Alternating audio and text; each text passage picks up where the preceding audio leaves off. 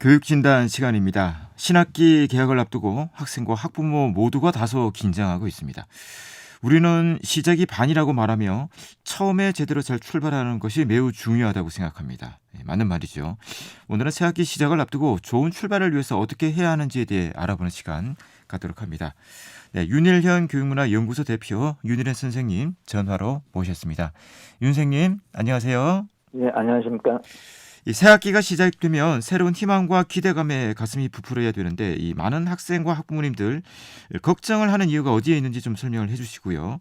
우리가 어떤 마음가짐으로 새학기를 맞이하면 좋을지 이 부분에 대해서도 설명을 부탁드립니다. 예, 방금 말씀하신 대로 우리가 어떤 새로운 학기, 새로운 일을 시작하면은 희망과 기대감에 부풀어야 하는데 우리는 그렇지 못합니다. 우리가 너무 어렵고 험한 그런 시절을 많이 거쳐와서 그런지 몰라도 어떤 일을 앞두고 낙관적이고 이런 것보다는 잘못되면 어떨까 하는 이런 생각이 많이 듭니다. 부모님이 그런 걱정을 하다 보면 자녀들도 마찬가지로 그런 걱정을 하게 됩니다.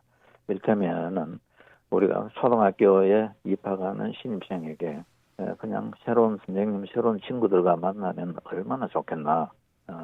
참으로 아이 이름을 부르면서 너는 좋겠다. 이렇게 이야기하기보다는 학교 들어가기 전에 집에서 응석 부리고 하듯이 하면 너는 학교에 가서 선생님인데 꾸중 듣고 공부도 못한다. 이런 방식으로 이야기하는데 우리는 굉장히 익숙해져 있습니다.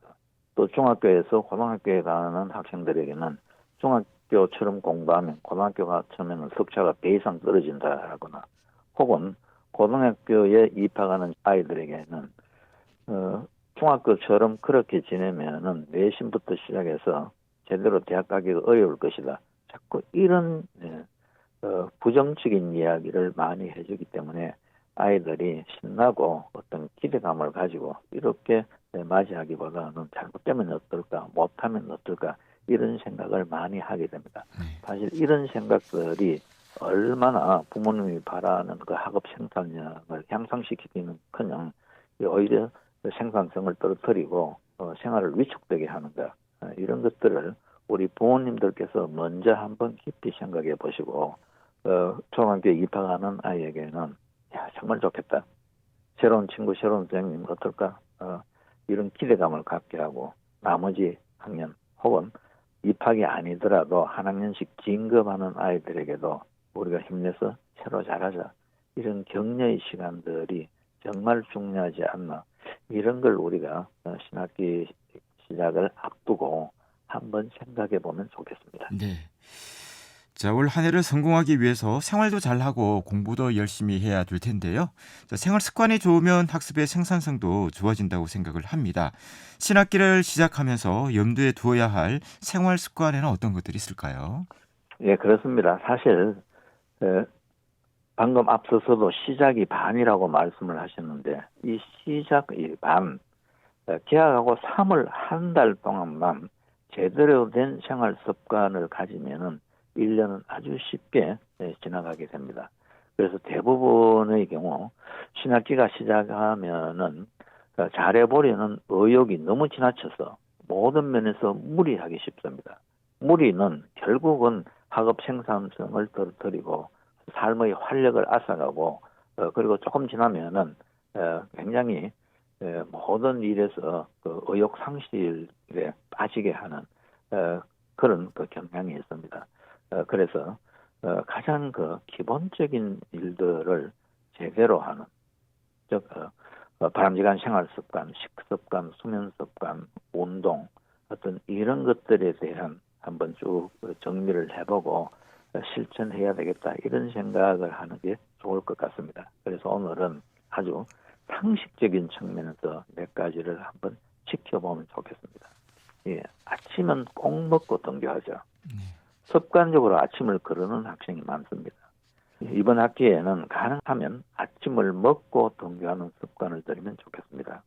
아침을 걸으면 오전에는 몽롱한 상태로 집중을 못하기가 쉽고 또 점심때는 폭식을 하는 경향이 있어 오후에는 이 폭식 영향으로 졸음을 견디기가 어렵습니다. 아침을 거르는 학생은 하루 종일 비몽사몽의 상태로 지내는 경우가 많습니다. 그래서 가능하면은 아침 식사를 하고 학교에 가도록 노력하자. 또 아침을 먹는 학생이 학업 성적이 좋다는 이런 연구 결과도 많이 나와 있다는 걸 우리가 한번 생각해 보면 좋겠습니다. 그리고 무엇보다도 충분한 수면과 휴식, 이 점에 대해서 우리가 한번 생각해 보자. 밤늦게 자고 낮에 조는 야행성 학생들 상당수가 학업 성취도가 낮고 또 생활이 무기력해지기 쉽습니다. 이런 학생들은 수업 시간에 집중해서 듣지 않기 때문에 시간이 지나도 여전히 기초가 약한 상태에 머무르는 경향이 있습니다. 이 야행성 생활 습관은 만성 피로로 발전하기 쉽고 결국은 학습 의욕을 떨어뜨리게 됩니다. 그래서 우리가 흔히 예전에 부모님 세대에 사랑 오락이라는 말을 많이 들었을 겁니다. 4시간 자면 합격하고 5시간 자면 떨어진다라는 말을 많이 들었는데요. 사실 이보다 터무니없는 말이 없습니다. 이 필요한 수면 양은 개인에 따라 다소 차이는 있지만 낮 시간에 지장이 없도록 평균 6시간 이상은 자야 합니다. 이것도 고교생 기준으로 초중학생은 더 자야 되겠죠. 학년이 낮을수록 더 많이 자야 합니다. 이 수면 부족은 생활을 짜증스럽게 하고 학습의 생산성을 저하시켜 결국엔 의욕 상실, 두통과 같은 질병으로 발전할 가능성이 높습니다. 이 밤에 자지 않고 낮에 조는 것만큼 어리석은 짓이 없다는 걸 부모님이 먼저 한번 깊이 생각해 보시고 자녀와 토론을 통해 받아들이게 해야 됩니다.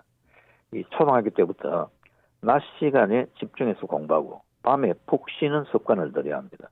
특히 저학년 때 건강한 생활 습관을 확립하면 그 이후에도 아주 수월하다는 것을 한번 생각해 볼 필요가 있습니다. 그리고 가능하면은 일주일 단위로 이 계획적인 생활을 하면 좋겠습니다. 이 학기 초에 너무 욕심을 내어 이 실천 불가능한 계획을 세워놓고 무리를 하면은 며칠 안 가서 결국은 포기하게 됩니다.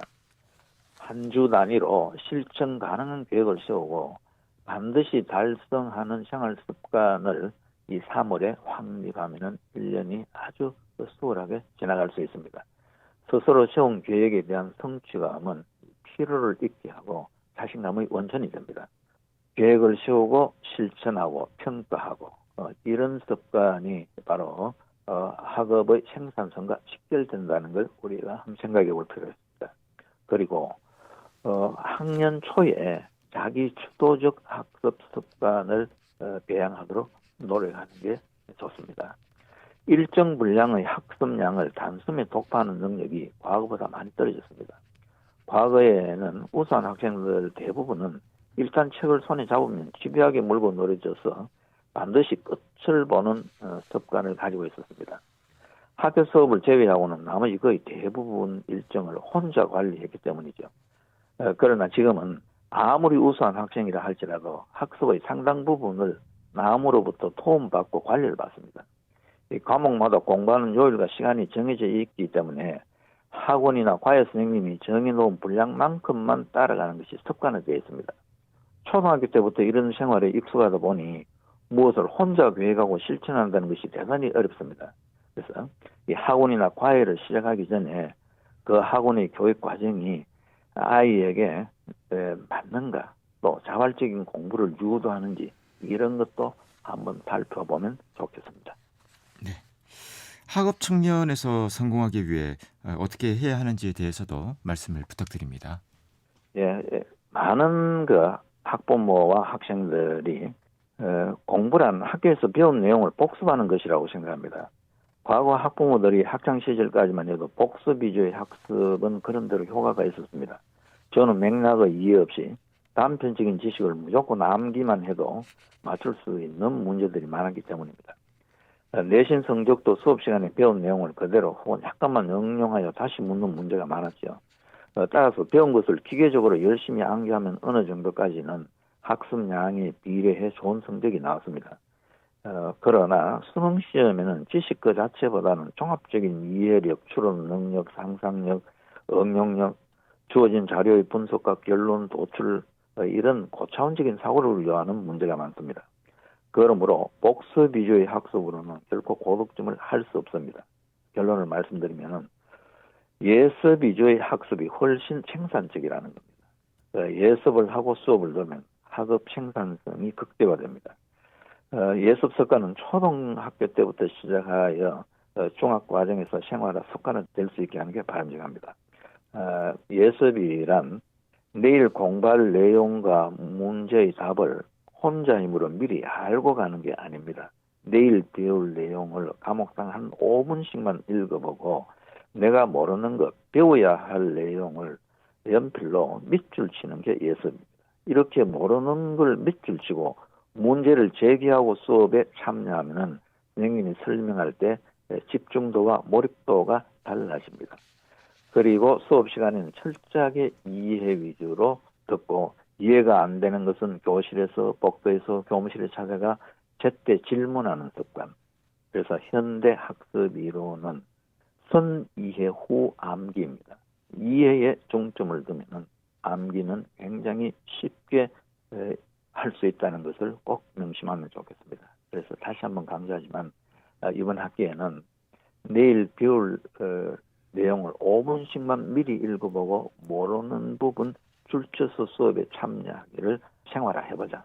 이렇게 하면 6개월만 실천하면 기적이 일어날 것입니다. 그래서 좋은 출발로 좋은 결실을 맺도록 우리가 기대하며 신학기를 맞이하면 좋겠습니다. 네. 오늘 말씀 여기까지 듣도록 하겠습니다. 고맙습니다. 네. 윤일현 교육문화연구소 대표 윤일현 선생님이었습니다.